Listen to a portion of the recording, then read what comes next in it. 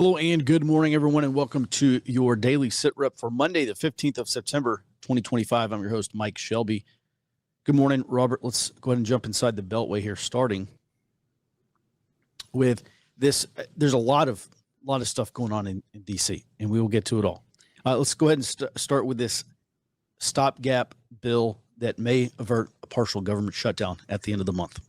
Morning, Mike. So the House GOP are expected to introduce a stopgap funding bill to fund the government through the 20th of November, and that's ahead of this 30 September deadline to avoid a partial shutdown. I did see that the House and Senate are only scheduled to be in session together for 7 days out of the next 16 ahead of that deadline, so it's going to be a very tight timeline to get some type of bill passed. Mm-hmm. And then we're still looking basically at Democrats holding out on this the Obamacare subsidies. Is that correct? Correct. Okay. All right. So Democrats want Obamacare subsidies in the bill to go along to pass the continuing resolution. We've heard from, didn't Senate Majority Leader John Thune say that's not going to happen? He did. And also the House Speaker or House Majority Leader Scalise said that they are not going to do that either, that they're not going to put Obamacare subsidies in either. I did see that there have been a few members of the individuals in the Republican Party that have softened on putting those in the bill, but I don't think they're going to get enough Republicans to actually get that into the stopgap. Mm-hmm. Okay. All right. So a lot more to come on that. All right, let's turn now our attention to Salt Lake City. So there are these two individuals on this slide here, and they were arrested for they tried to light an explosive of some sort, kind of incendiary device on a news vehicle in Salt Lake City, which was where this investigation is occurring into the Kirk murder last week. Yeah, so as far as I understand, it was a real device that failed to detonate, and it was under a Fox 13 news van. And the FBI actually raided the home of these two individuals, Adib Nasir and Adil Justice Ahmed Nasir, the next day. And according to reports, they found they were in possession of two what they called Hoax weapons of mass destruction, firearms, and other explosives, and then evidence that they had been involved in additional crimes. Mm-hmm. This looks like possibly a father and son. You look at the ages; it's like 58 and 31 or something like that. Yes. I haven't seen any more details, though, coming out from investigators on it, what their relationship was, though. Yeah. Also, those names sound somewhere from the Middle East, maybe Arabic, or are they Pakistani? Robert, do you know? So I saw the booking document for both of them, and the older one, Adib Nasir, was born, according to the documents, his country of birth was Pakistan. But the younger one, Adil Ahmed Nasir, was born here in the U.S. Okay. All right. Just two American dudes. All right. Let's move on now to some redistricting news, because there actually is a lot. There's a handful of things, but let's start in Indiana.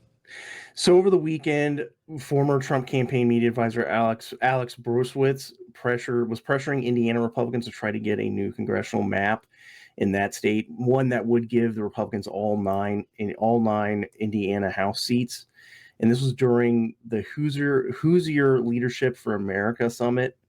And Bruesewitz said that basically Indiana Republicans, quote, need to recognize what time it is in this country and take power away from the left through mid-decade redistricting, which he said was the lawful path to doing that.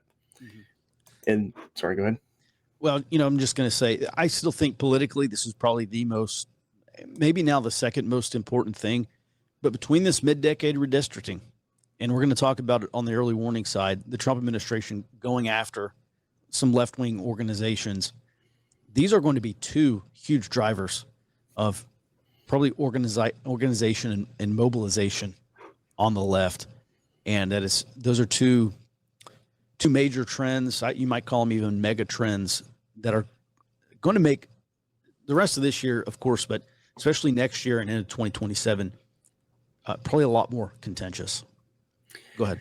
So we are seeing some movement in South Carolina as well. Members of their state legislature, Freedom Caucus, are reportedly planning to introduce a new map that would flip the only Democrat seat in South Carolina, Representative Jim Clyburn's seat, to Republicans.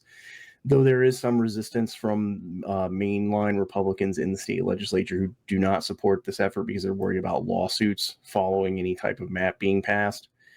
And then the Missouri State Senate voted 21-11 on Friday to pass their own mid-decade map that would flip at least one seat to the Republicans, and this would give Republicans 7 out of 8 House seats in that state. Okay, so so the Missouri Senate passes this, so what, the Republicans are up now 14 seats potentially in the midterms? Correct. Okay, all right.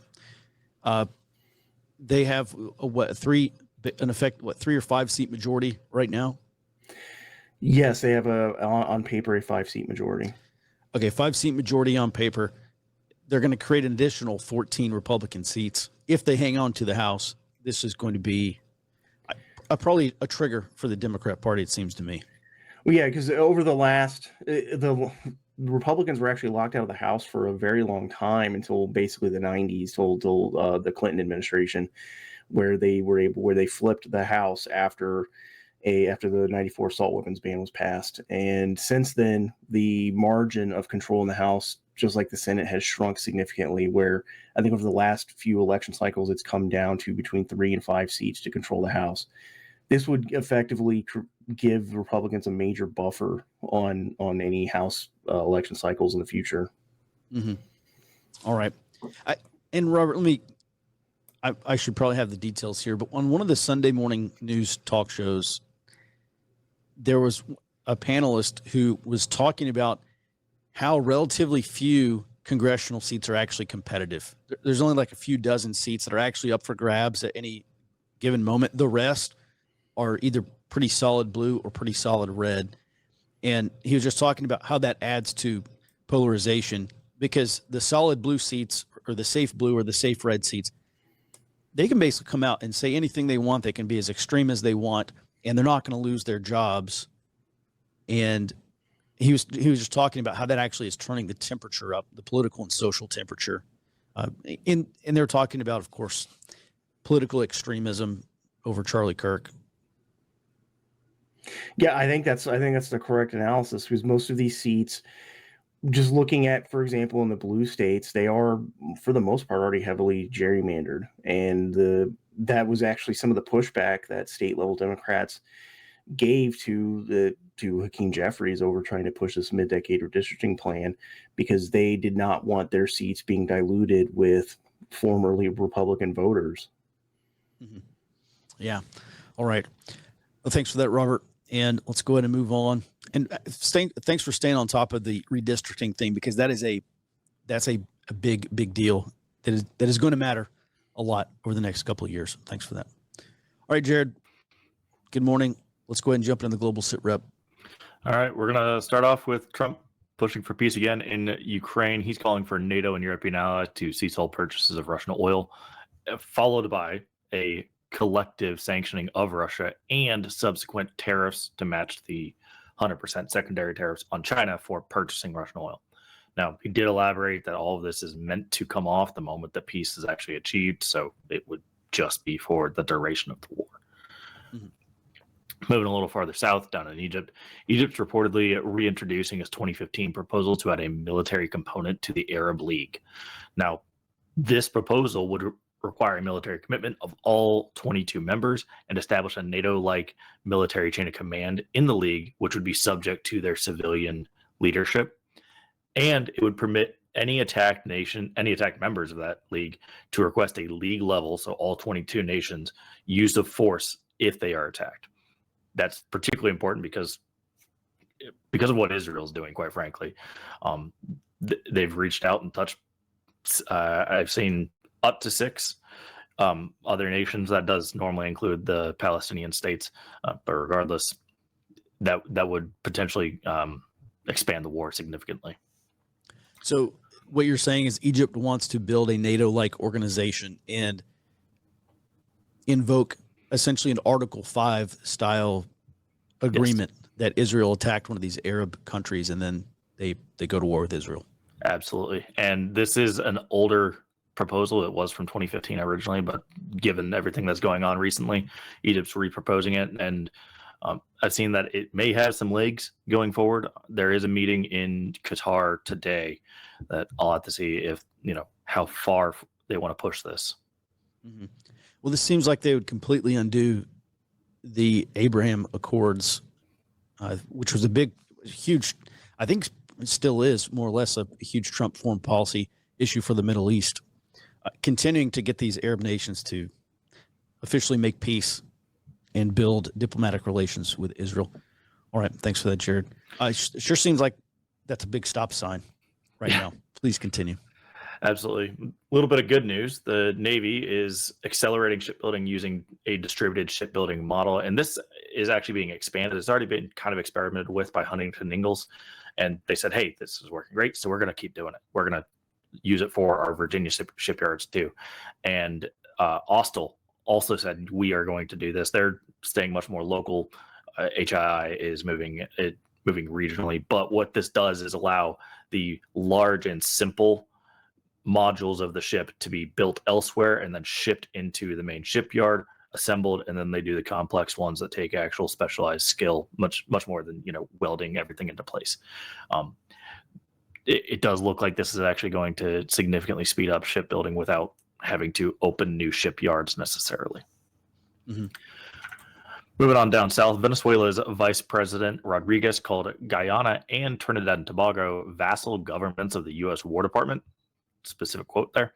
Now, the Venezuelan Minister of Defense also warned that if the U.S. uses Guyana or TNT's territory to attack Venezuela, then Venezuela would wage war against those two nations. And this is particularly important. We've covered the Trinidad and Tobago stuff last week, but Guyana, just to reiterate, there is an open maritime and terrestrial territorial dispute between Venezuela and Guyana, and it's driven heavily by an offshore oil field that Guyana has.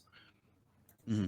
And Venezuela, they go back to the 1700s to claim historic territory in Essequibo, which is this maybe a potentially contested region in between Guyana, or it's in Guyana, in between there and Venezuela. All right.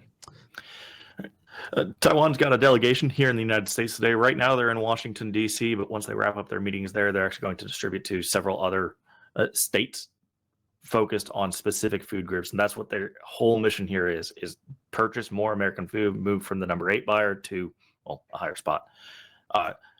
The 3 focus groups that are going to be there are soybean, which will focus on Arkansas, Indiana, and Ohio. Wheat, that delegation is going to go to Idaho, Montana, and South Dakota. And beef is going to visit Florida and Texas.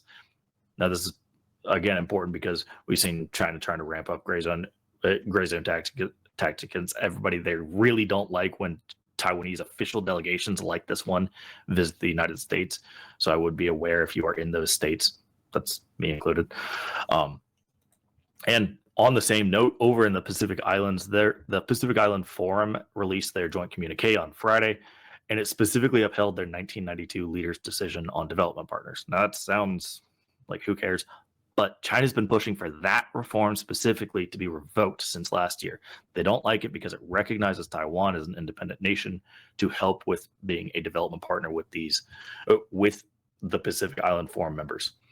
A few months ago, we covered that this was coming up. The graphic here on the screen shows that the Pacific Island Forum members, all in red here, actually control basically the entire sea lines of communication down in the South Pacific. That's why they're subject to such heavy diplomacy. Individually, they don't make much of a difference, but you can control a vast swath of the sea if you can actually get in there and, establish bases. Mm-hmm. And then this image here, the red countries, what are those? The red is Pacific Island Forum members, which does include Australia and New Zealand. The light blue is our allies of the United States. So Taiwan treated as a major non-NATO ally, Philippines treaty ally, Australia and New Zealand treaty allies, and then you can just see Hawaii, which is obviously us. I see. Okay. All right, great. Very interesting. And then just to reiterate, I mean, these islands, we've seen Marines and special operations, like First Group and some other units, practicing essentially island hopping. You probably expect some of these units to go in and build airfields or have some kind of supply caches, resupply places on some of these islands, like basing operations out of them. Is that correct? Yes. I'll double check. I believe the Marianas Islands are part of this, but regardless, yeah, you're definitely going to see island hopping through this, and it's constant competing between Taiwan, Japan, U.S., and Australia against China for who can get what security rights. Like they'll provide security assistance, which allows not formal basing opportunities, but semi-formal basing opportunities. You get a presence. It's weedy. Mm-hmm. And just to reiterate, this is why it's been such a big deal watching China go into these smaller island nations and promising them economic development and humanitarian aid and resiliency funding and support, because this is a battle basically for forward basing. Jared? Yeah. Well, yeah, you get forward basing, and the U.S. has been developing all kinds of bases throughout the Philippines and Australia. So if China were to, if every one of the red dots on here was successfully flipped to China, China was able to establish a rotational maritime presence, they could cut off those two major bases, and there goes the support. Everything has to remain internal. They're easy to target, and China would actually stand a significant chance of winning a war, even against the entirety of the coalition. Yeah, and that would also extend their presence out to the second island chain and probably cut off U.S. direct support to Australia and New Zealand as well, correct? Yeah. Yes, everything would have to go through the top, up in the north via Japan, and that's, again, easy to target as long as you actually get up there. Mm-hmm. Basically, you bottleneck everybody. It's really difficult for anybody to go across the Pacific just in a straight line. That's a vast distance. Yeah.